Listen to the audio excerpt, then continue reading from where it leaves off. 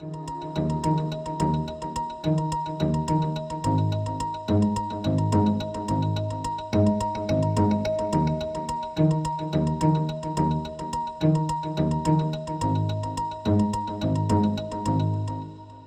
are indeed honored to have Professor Edward Kieswetter, who flew all the way from Cape Town to be with us.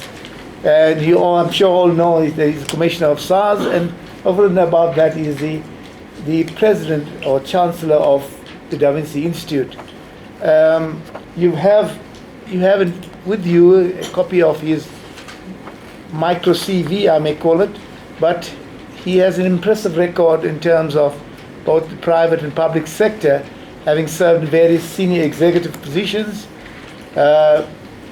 Most importantly, the Group Chief Executive of Alexander Forbes. And he's very, very passionate and committed in terms of governance. He's got a lot of experience in that area, and he serves on various boards.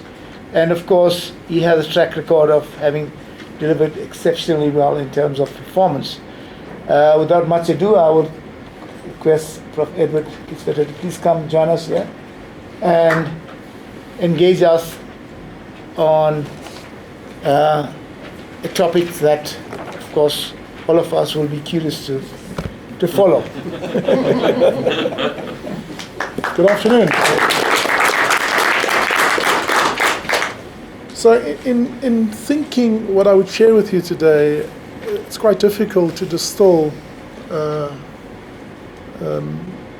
my experience and then also give it a leadership bias. So I'll try. But let me just take you back to November 2018, when I celebrated my 60th birthday and contemplated my next 5 years. My mental model was traveling around with my wife, drinking red wine and playing Scrabble. And all of that changed on about the 14th or 15th of January, when in a moment of madness I threw my name into the hat, which then fundamentally changed my life on the 1st of May. I think the state of SARS, which I would like to locate within the state capture, is very well reported in the Nugent Commission, which you should read if you have time. Because what happened at SARS and what happened in our country is a classical case study of leadership failure, but also a classical example of what happens when a silent majority tolerates leadership failure, which makes us all to some extent complicit in what happened in South Africa since 2009. So let me give you the essence of the Nugent report. The Nugent report says that there was a massive failure of governance and integrity at SARS that was brought about by a corrupt and narrow self-interest intent of the then commissioner. Now, I'm sorry if you know him personally, but I'm simply quoting what the Nugent Commission reports. It then says that it was achieved by doing a number of things. Firstly, it was achieved by deliberately dismantling important capabilities, organizational arrangements that was meant to strengthen the governance. So, for example, the compliance unit within SARS and the integrity unit within SARS, which is meant to guide internal integrity. Settlement committee's terms of reference was changed to allow the commissioner, for example, to have more direct access into big settlement discussions and to sit around the table with large taxpayers, which a sensible commissioner should never do. He should allow the committee structures to act within its terms of reference. To then also weaken the institution, a core capability like the Large Business Center, which is an internationally best practice arrangement for dealing with large corporates and high net worth individuals, was completely dismantled. The High Court Litigation Unit, which is meant to focus and concentrate our effort to prepare and deal with tax disputes in court, was disbanded and decentralized. Since I've been there now, we've lost 2 court cases. Okay? And you know, court cases are often not lost on the substance, but on the way you prepare and defend it and argue it.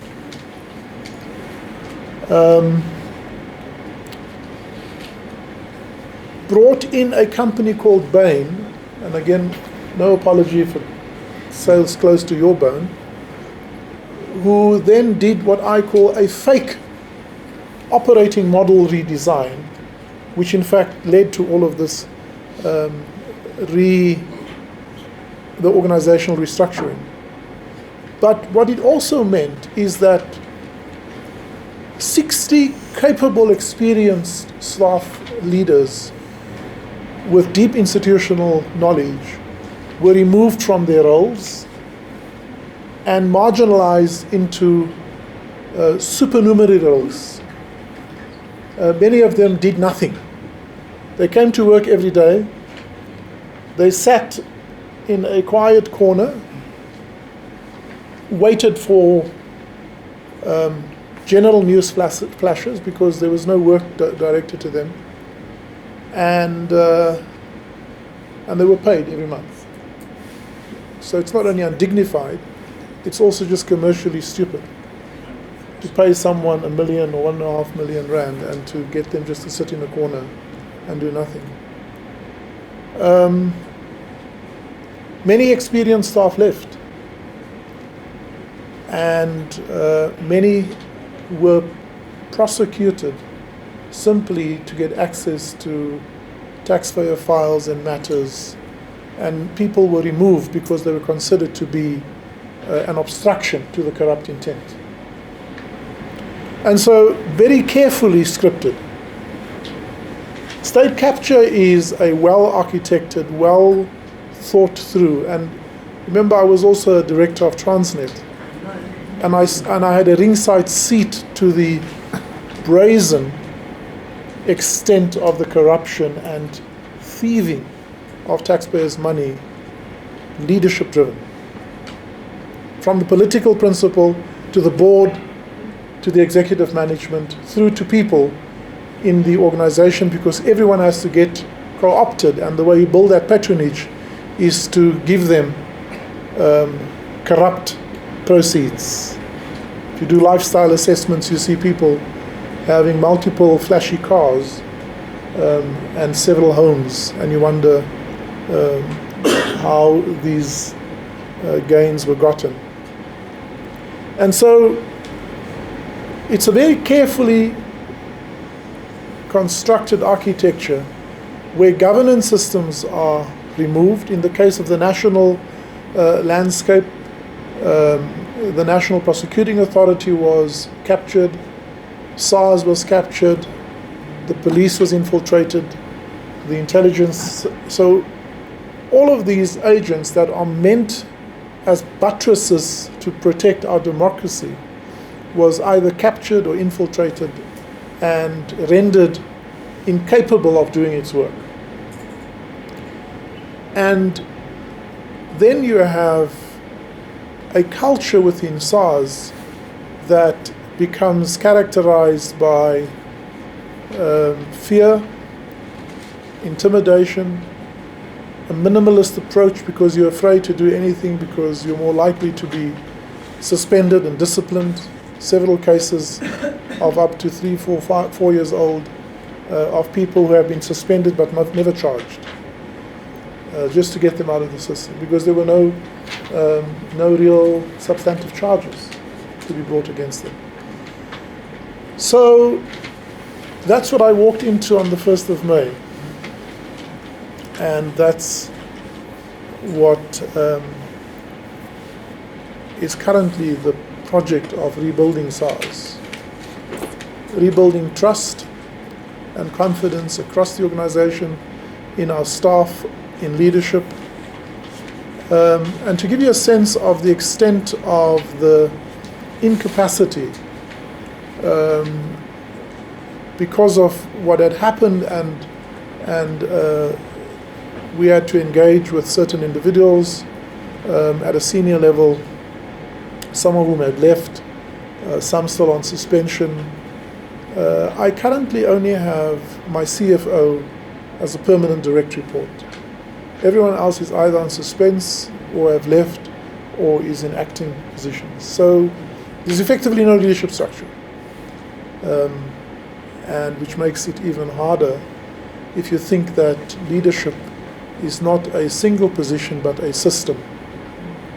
And I would encourage you to think of leadership as a system, and not just as a number of discrete roles, and certainly not as the chief executive's prerogative.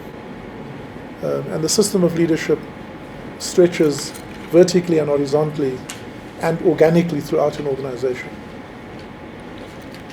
So that's what we found. What have we done so far? Well, first of all, those of you who know me will know that I am a scholar, a reflective practitioner, leadership practitioner, and I favor a model of steward leadership. So what is steward leadership? Steward leadership assumes a few things. Firstly, it understands that leadership is not a right, it's not an entitlement, but it's an inordinate privilege. And it's an inordinate privilege because as a leader, you have so much power. You choose direction, you allocate resources, you appoint people, you influence the lives of people, whether they're stakeholders, whether they are clients, employees, or ultimately shareholders of the community. So leadership is an inordinate privilege. And a steward leader understands that they are there merely for a period as a steward and not as an owner. A steward mindset understands that what it has been asked to take accountability of, it has to. A steward mindset aspires and sets out as an explicit intent to bequeath something more valuable than that which he or she has inherited. And that which they have accountability for is not their own, but they hold in trust what belongs to another. And that their greatest requirement is to serve. And so with this mindset,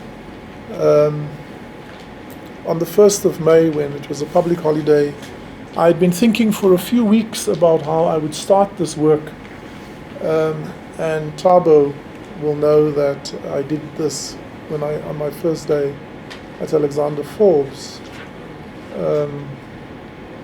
On the 1st of May, when everyone was on holiday, we went into the office, 4 of us, and I had drafted a letter and wanted to send a letter out because it was my desire to make contact with all the people immediately, and physical and other forms of communication would not allow that. And I thought, let me write a letter again, and I'll come to the letter in a moment.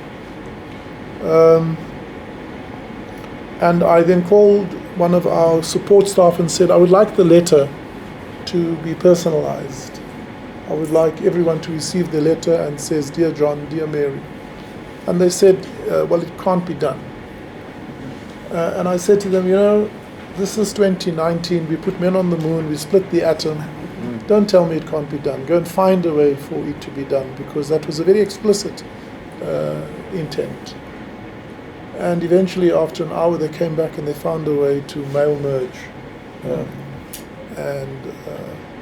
And so everyone got a letter by about 2 o'clock that afternoon that addressed them personally and said, "This is who I am." But then very important, a few important messages. The first was to say, I am clear where I stand on state capture. I believe that state capture is real. I believe that SARS was caught in the project of state capture. And I believe that state capture was a deliberate choice by a corrupt leadership to serve a narrow purpose. Why was that an important message? Because if you don't stand for anything, you fall for everything. And if a leader is not clear where he stands and he doesn't communicate that clarity, he leaves people enough room to arbitrage, enough room to second guess him or her, and creates enough lateral and vertical movement for people to interpret the expectations of the leader, and then to also, rather than serve a clear intent, they serve their own intent. And you can't blame people when they serve their own intent, because the brain seeks closure. It's the best goal-seeking piece of equipment ever invented. And so if you leave any void in meaning, people will impose their own meaning.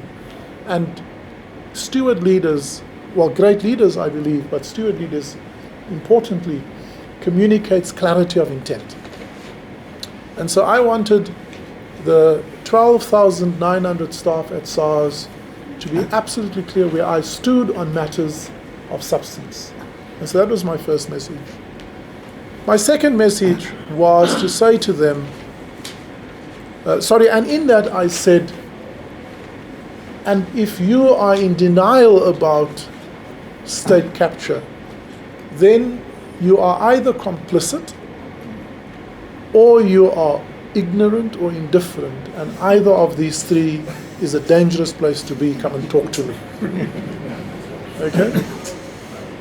And I invited people, I gave them 2 weeks to say, if you have anything that you believe you should say to me, then I invite you to come and have a, without prejudice, safe conversation with me.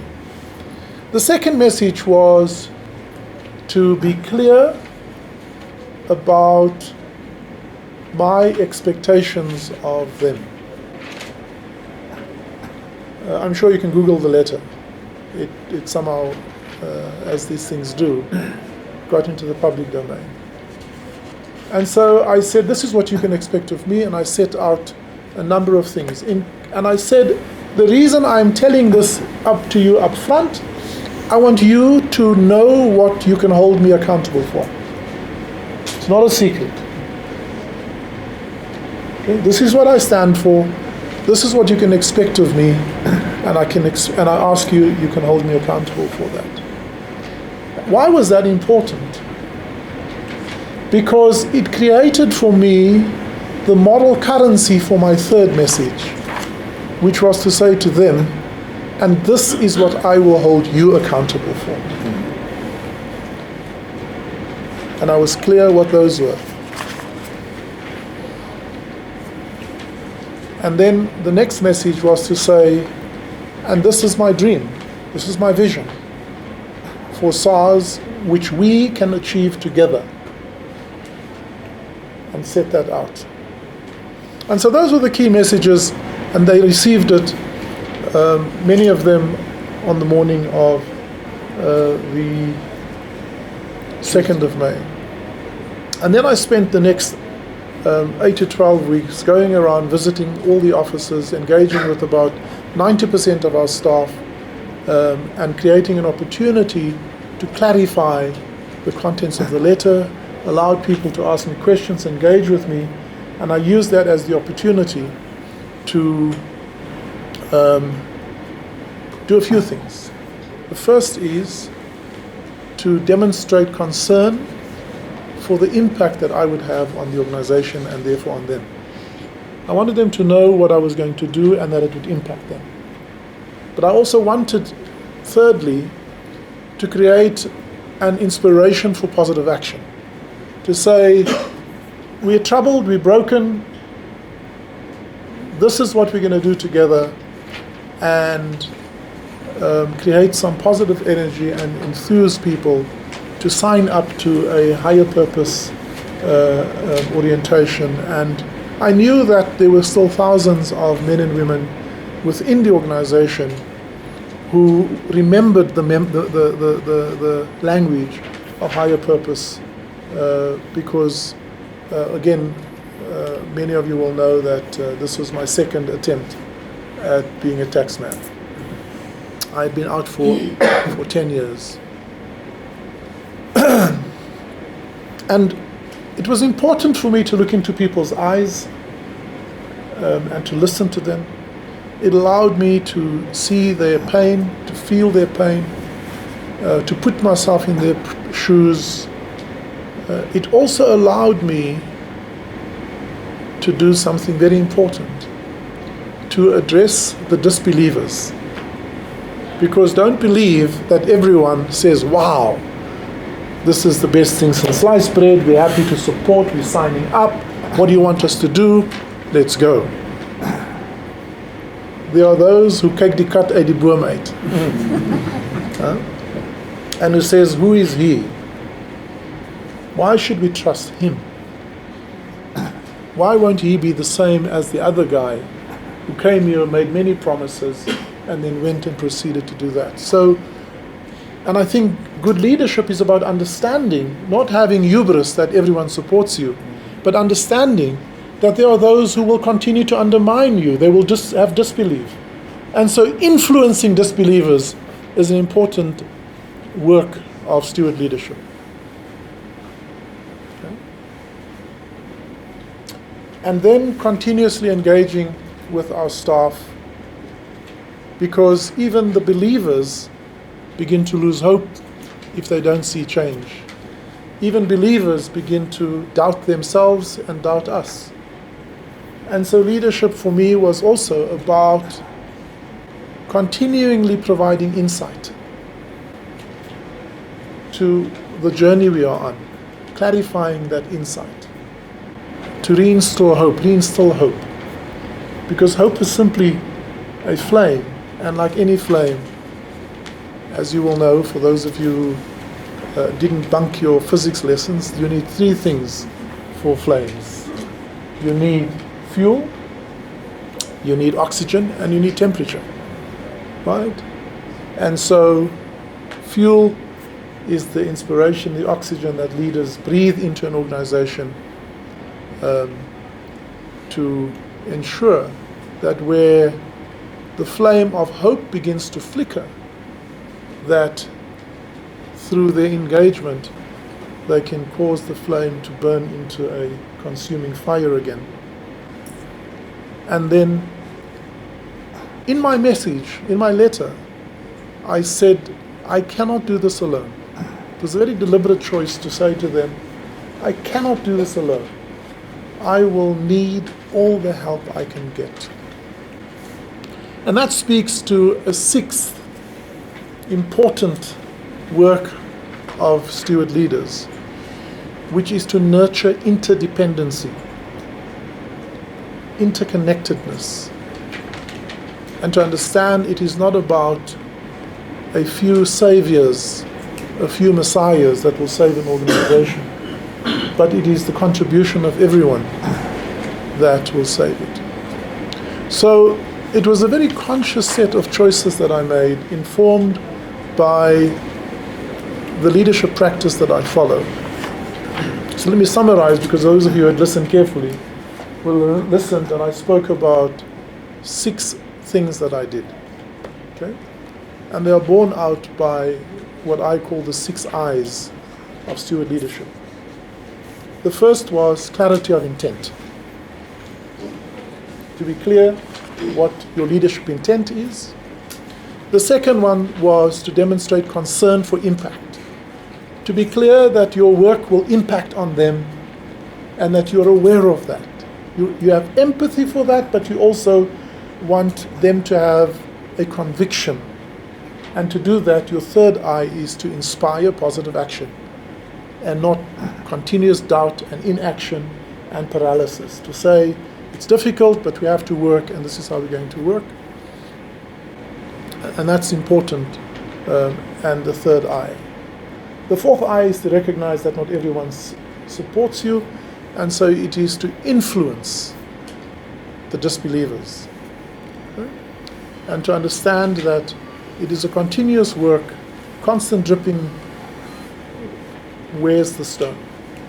It's not a single linear process, but an organic process where you become organically infused into the organization. You don't sit in a corner office and write memos and issue instructions and delegate stuff and abdicate work. That you need to be connected to the organization. And to understand that your work, in one of the call centers I came to, one of our staff said, "Thank you for coming down to us." I said, "I didn't come down to you. I came from the back. You are in the front." Okay? I didn't come from the top down to you.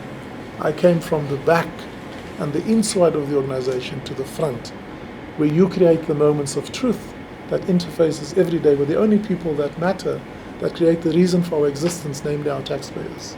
And so I am here to help and to enable that.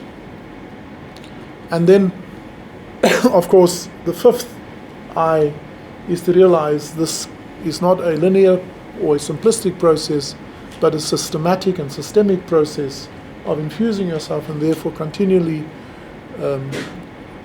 providing insight, clarifying what it is we're trying to achieve. Re-envisioning is important, reinvigorating, keeping the flame of hope alive. And the sixth I is the connectedness of all of us, because no one of us can do the work that all of us are required to do. Okay, and for those of you who went to your HR 101 will know that team is together each achieves more. It is the whole gestaltism of the whole is greater than the sum of the parts. But you need to demonstrate that with sincerity. And so those are the six I's. So what have we achieved so far? Firstly, we have begun to address the leadership challenges. On day one, called the leaders in, said, some of your names have been mentioned in the report. I want you to know that I am not going to prejudge you. I am not walking in here and assuming any of you guilty, but I'm also not going to naively assume that any one of you are innocent. I'm going to consider the evidence. I'm going to converse with you. I'm going to connect into the narrative in the organization. I'm going to apply my mind independently, and I will take legal advice, and I will keep you informed all the time so that you are always clear where we are in the process. You never have to doubt me. And so we did that until we came to the point where we had to enter into hard conversations of precautionary suspensions, and then the process that we said needed to be fair, transparent and open, and not assume people guilty. So dealt with the leadership issues. Secondly, I had one-on-one conversations with 60 of the supernumerary people, the people who were marginalized, sat with them and asked them, what do you do? Looked at them in their eyes, saw their pain. Many of them were reduced to tears when they told me of the experience of the last 4 years, last 5 years. And I said to them, okay, so I will commit to you, if you prepare to suspend your traditional notions of title and organizational structure, I need some time to deal with that, but what I can commit to immediately is to give you meaningful work. And not worry about that, and make sure that for the reward you get, you feel you're making a commensurate, because that's really what people want. Meaningful work is how we define our professional self. And that was my commitment, and said just relax on structure, relax on, and to this day I have not announced a new structure, 6 months later. Okay? Because I've not focused on the artificial artifacts of organization, but on the substantive artifacts, okay, of organization. That's very important. Because we get lost in the trimmings and the titles and the stuff that makes up the artifacts of leadership and of relationships and organization. And you are all guilty, because you want to know, what's my job description, what's my title, what's my grade, you know, and all of those nonsense stuff. So you have to acknowledge that, but buy yourself the space to say that's not the most important conversation I want to have with you. And so 60 people have been reassigned to meaningful work, and they don't have a title. They just have meaningful work. The third thing we did was to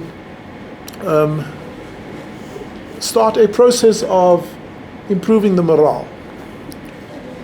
And what is the best thing to improve morale?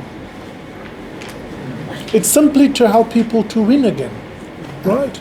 So we created a number of projects, 12 projects, and communicated organizational-wide and make sure people are connected to it. And these projects are meant to deliberately create short-term wins. 6 of them are revenue recovery projects, and the other 6 are projects that addresses the institutional integrity, the softer stuff. We also wanted to make sure that the public regains confidence in what we do. So one of the things we did was to be very public about where we stood in terms of Bain and Gartner and others who were complicit in state capture. And so that created nervousness with them, but also we told the public that we expect everyone who was complicit to be held to account. We have received the money plus interest back from Bain. We are currently in discussion with Gartner about some recompense. We are in discussion with KPMG with some recompense, and we are considering what other civil and criminal matters they have to answer to, and we've been very transparent about it. And then we've begun to reconstitute the organizational arrangements. Last Wednesday, we relaunched the Large Business Center and the High Net Worth Individual. And so progressively we started to do that. We've also said we need to demonstrate to the public that, and those of you who are on the same side where I stand, which is we are clear about state capture, you'll be delighted to know that we have already risk profiled 50 cases that came out of the Zondo and the PIC Commission. It includes 50 entities, connected entities, 159 high-profile individuals. We've already had 3 tax inquiries conducted, a number of audits, and we are progressively calling to book those who in some way were caught up and had benefited from state capture. And you know that even ill-gotten gains is taxable. And so the first thing people do when they accept a bribe, they want to make sure that no one finds out about it. And then they selfishly don't even want to share it with us. And so we must make sure that they hand over 41% of their bribe to us if they're an individual, and 28% of their bribe to us if they're a company. Let me pause there and just to give you a flavor of the things we're doing, and maybe allow you to ask me some questions. Yeah, all right. The floor is open for questions, ladies and gentlemen. I hope it made sense. So you got a snapshot of developments, yes? What's your ability timeline to see a substantial change in the way with SARS start to operate culture, maybe going back or even before the new norm? So it's a great question, and we answer it in two ways. The first is that, and I've said this publicly, it is going to be a hard, relentless and consistent effort. It's not a quick fix. Initially, it's going to be a game of inches. And hopefully, the compound effect will mean that those inches will turn to feet, and those feet will turn to yards, and those yards will turn into miles, and those miles will eventually give us the recovery that we need. But the second point is, I would be very disappointed if all we did in the next 5 years, and I pick 5 years because that's the term I signed up for, we would want to substantively not only restore SARS to what it was before 2014, but we want to build a future SARS. And so maybe just quickly tell you that I have 3 streams of work. The first stream of work is addressing the 30-odd recommendations of Nugent.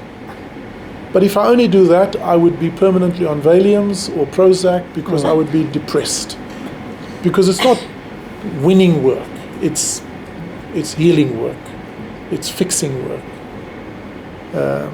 it's surgery. The second piece of work is identifying and driving quick wins to begin to turn around both the performance of SARS and our impact on the country, because if SARS fails, our democracy fails.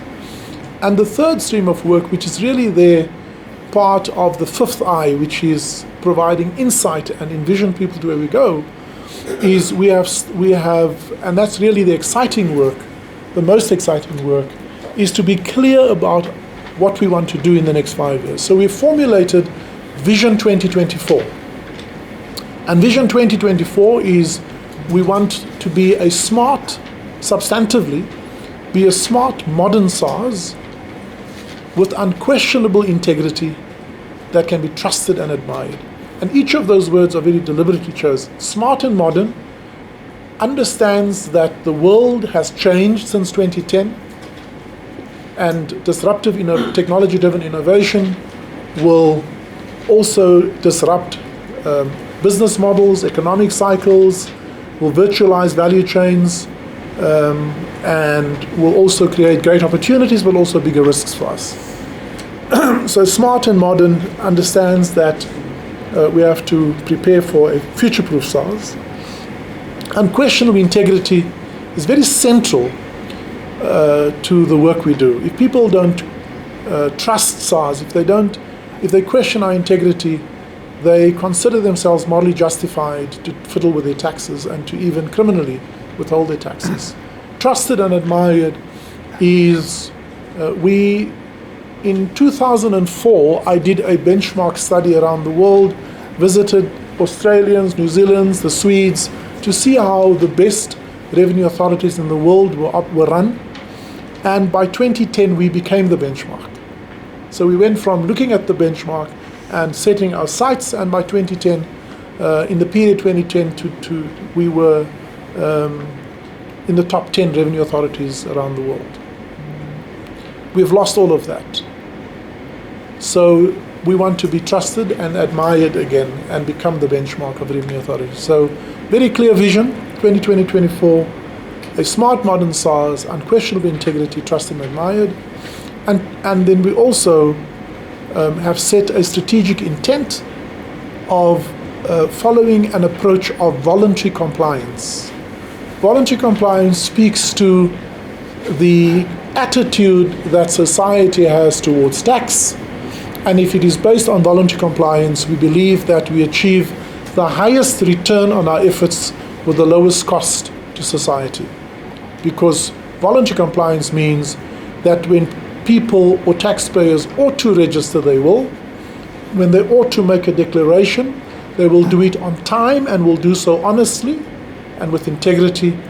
And when there's a payment due, they will pay the payment when it's due, on time. And when there is a dispute which happens, they will commit to a professional process of dispute resolution and not undermine the process.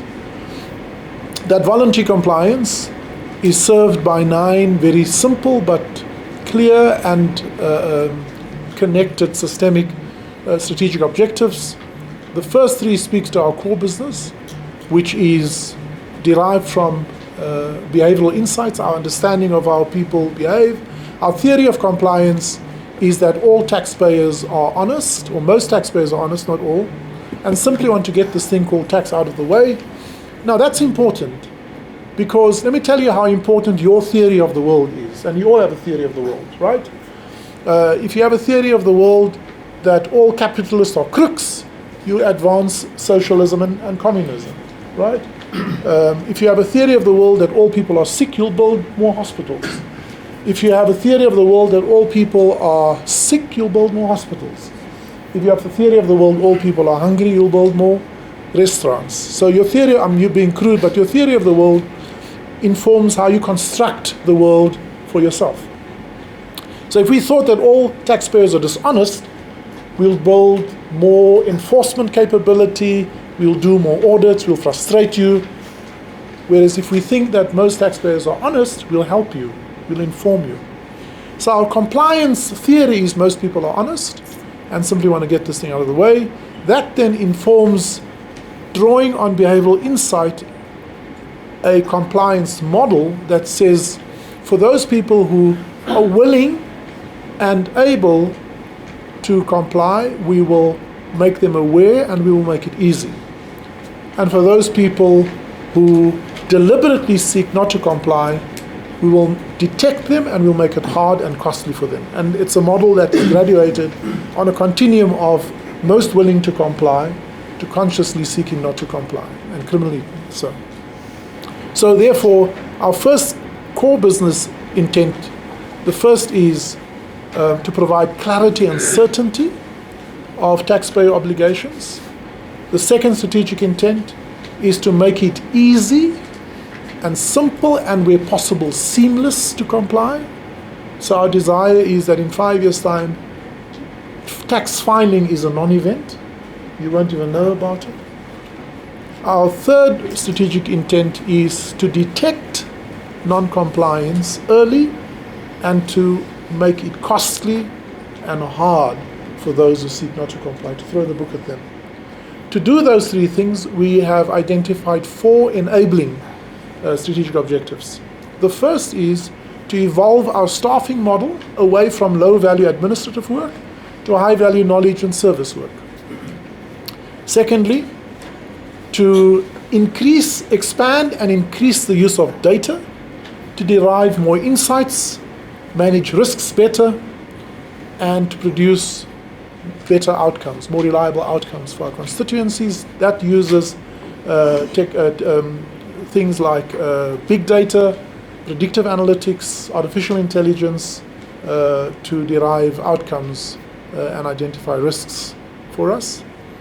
The third enabling objective is to use technology to build online digital solutions that makes us present everywhere all the time for all people, right? With simple streamlined interfaces for us. And the fourth enabling is to steward our resources in a way that is prudent, yet agile and flexible and responsive to the needs, and in a way that fosters performance excellence, right? And then the last 2 strategic objectives recognizes that we are not alone, we are part of a system.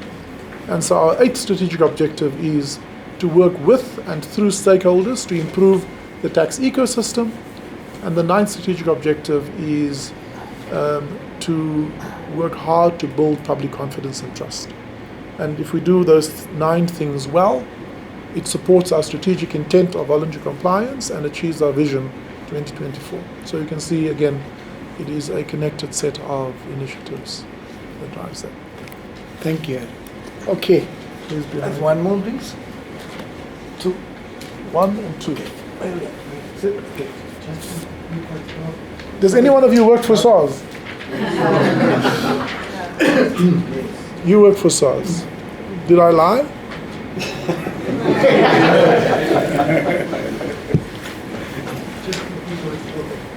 want to know, how do you create a pipeline for future leaders in your organization to work systematically?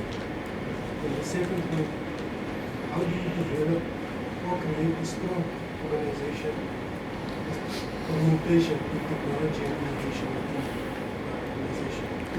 So implicit in our evolution of our staffing model, which will contain the words explicitly, agility,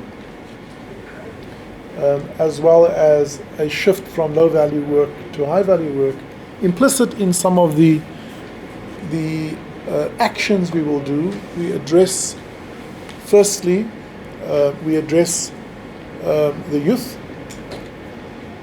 by saying is we want to foster and nurture future leaders and reduce our age profile. And some of the mechanisms that we do is to create a junior board and to create talent conversations that encourages young people that this is an organization that will invest in them and that will nurture and encourage them to grow. The second is we've set a clear target that in addition to achieving our employee equity program, that we want to pursue a target at those in the non-bargaining unit, 50-50 gender balance. And then we've initiated a very active gender-based violence program to ensure that we increase our level of sensitivity for the fact that men in many instances are pigs and they ill-treat women. And then we also address the innovation strand, and there are mechanisms that we put in place that will encourage innovation. So it's innovation, it's youth, and it's gender equity, but also gender violence. And we have a very clear model of engagement that we will follow. John? Well, thank you very much for the presentation. The SARS is part of an ecosystem in our economy. So to simplify it, let's say you are collecting the money, but somebody else is going to spend that money. So you might be very efficient in getting SARS organized, collecting the money. The resentment comes to then saying, once that money is collected, there is waste that happens. To what extent, using your pocket of excellence, are you engaging other leaders within that ecosystem to make sure that as you get water from the dam, that there's less evaporation, less pollution, but it nourishes everybody down the line? That when we then talk about excellence and what has been achieved in 5 years' time, that you have also pollinated others in the ecosystem that are in powerful leadership positions that can make an impact in the economy. So, very, very important plank in the work we do. So, if our strategic intent is voluntary compliance, the 9th objective is building public confidence, and integral to that is not just tax morality and compliance, it's also people's sense of how the money is spent, as you say. And so I am very public. If you've listened to some of my public platforms, that I speak to those who have stewardship over the money, ministers and DGs and those who work for them, to ensure that that money is well accounted for. I'll give you a sneak preview tomorrow in the minister's budget speech.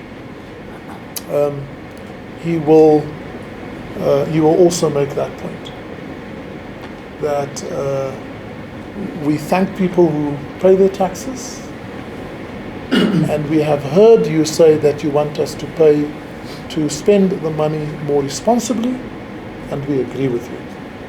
So we won't skirt that issue. All right, I think There's one behind you. Sorry, shout. Mine is about the commitment to the vision that you developed. for the staff.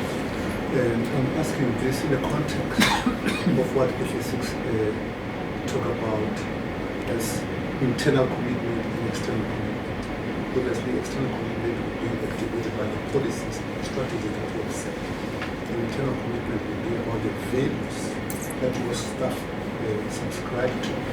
So when you want your staff to be committed to your vision, obviously you wouldn't want them to be guided by policies or strategies, but you want the commitment to come from internal, depending on the values that we have. So how do you get your staff to move beyond external commitment to internal commitment, to a point where they can say, yes, what we are doing resonates with the values that we have? That's an excellent question, and I don't want to give you a glib answer because I don't have a glib answer. But here is how I think about it.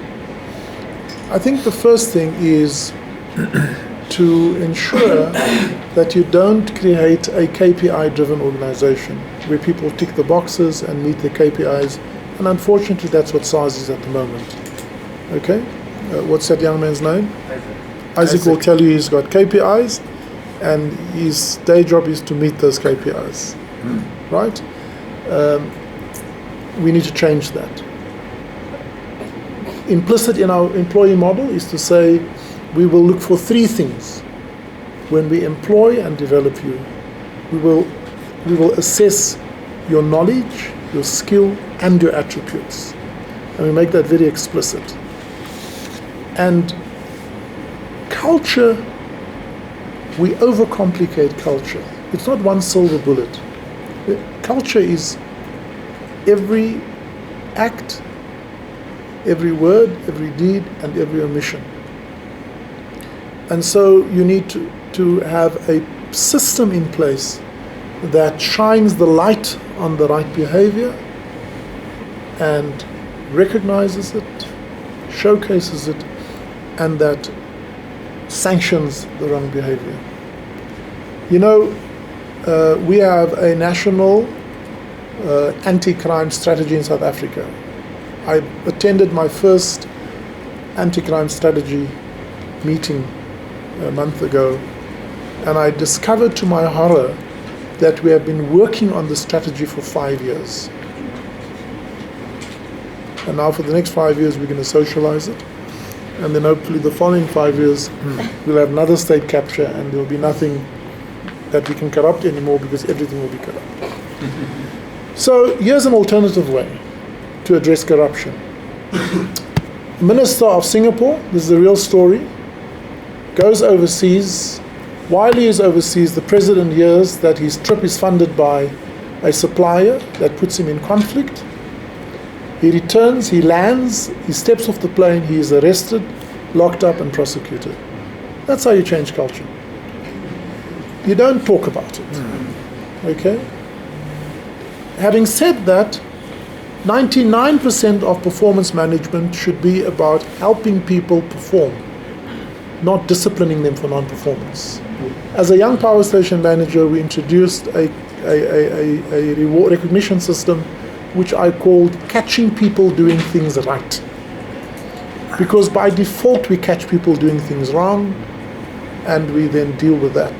The catching people doing things right worked like this.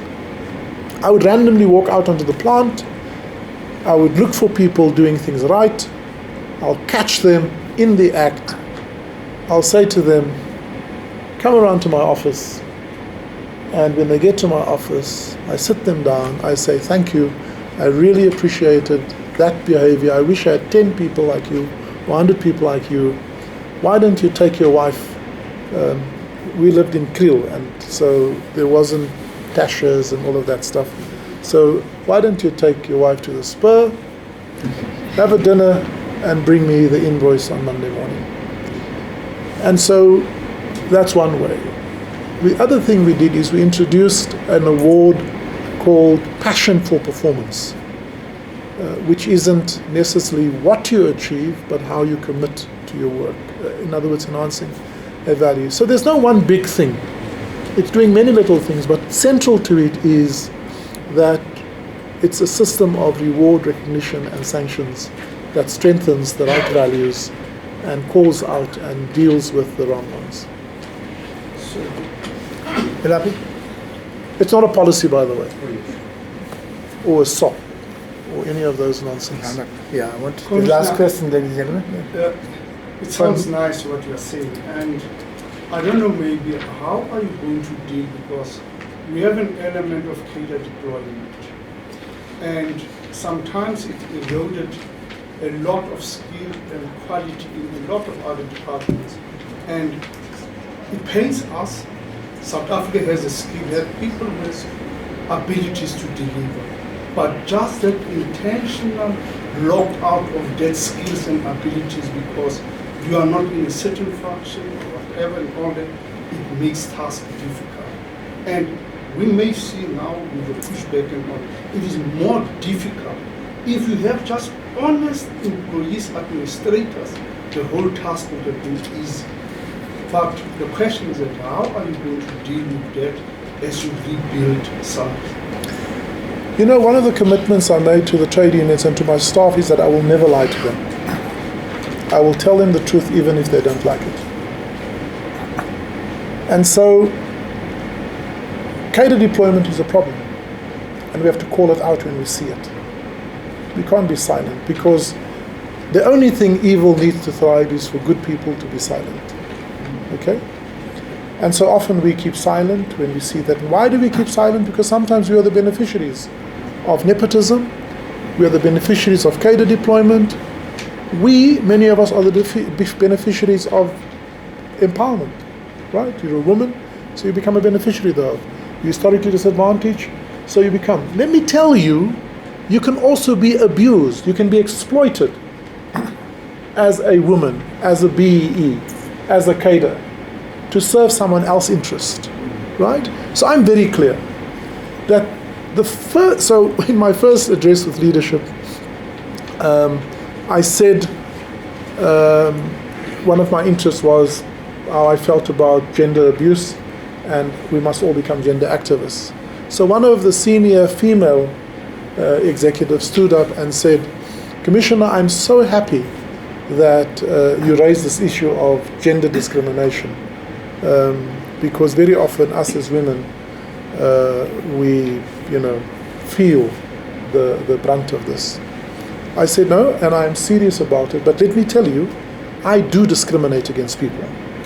And the whole room went quiet. And by the way, I've used this before. And people wait. And I say, but here is the clarity that I approach this with. The first thing is, I will never discriminate you for anything that is not of your choosing. Okay, and what didn't you choose? You didn't choose your color, your race, your culture, your language, your parents, the village you were born in. You didn't choose any of those things. So I will never discriminate against anything you didn't choose. But I will ruthlessly discriminate against you for things you have chosen.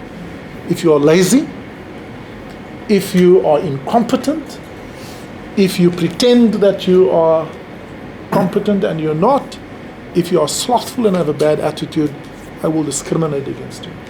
So the point I'm making is, it takes two to tango. And so my advice, my honest advice to you is beware of the Peter Principle. And you have to be ruthlessly honest about this. When I left SARS, I was offered CFO position of a big company, okay, which would have given me stocks and shares and lots of wealth. I said, no, I cannot ever be a CFO, right? So how many times have you said no to a job is important, okay? Because if you are not clear about it, the Peter Principle says that every one of us run the risk of to be promoted until we reach a level of incompetence, right? And so it's better to grow slower and grow deep, and then when your roots are there, you'll grow fast and you'll bear fruit. And unfortunately, some of the unintended consequences of the context in which we find ourselves, which is politically motivated, resulting in cadre deployment or ideological appointments, or which has the necessary need for strong equity and affirmative action programs, and I'm completely committed to it. But if I ever appointed you, the first consideration is whether you are capable of doing the work. If I compromise on that one, I do you a disservice. And so my encouragement to all of you is, don't allow yourselves to be abused to serve someone else's agenda. Even if you think there's a short-term benefit, you're going to be hurt in the long term. Thank you very much, sir.